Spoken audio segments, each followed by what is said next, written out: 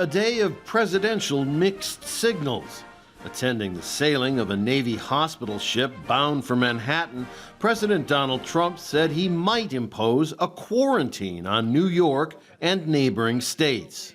I am now considering and will make a decision very quickly, very shortly, a quarantine because it's such a hot area of New York, New Jersey, and Connecticut.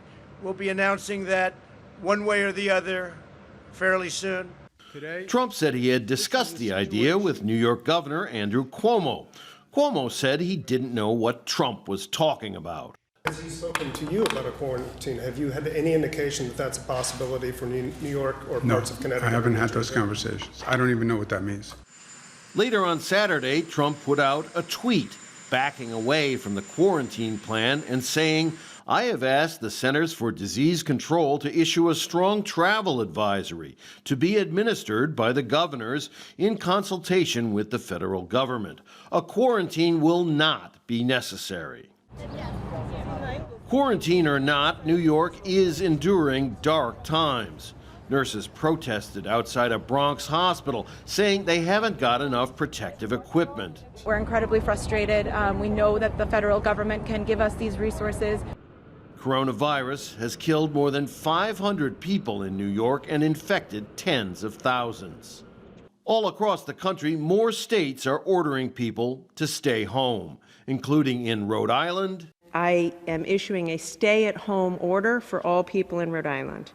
The order will be in place from right now until April 13th. And in Kansas. Kansas still has not received what we need from the federal government. This is Houston, Texas, and it's part of the new face of America. Deserted streets, parking lots, and public spaces. Part of a country under siege. And Rob joins us via Skype now from Los Angeles. Rob, so beyond New York State, what's the situation now in other states across the country? Darren, good to talk to you. The situation is not good outside of New York. In fact, all across the country, we're seeing rising levels of death and rising numbers of confirmed cases. This was, in fact, the deadliest day in the U.S. during the pandemic so far, with nearly 250 deaths recorded.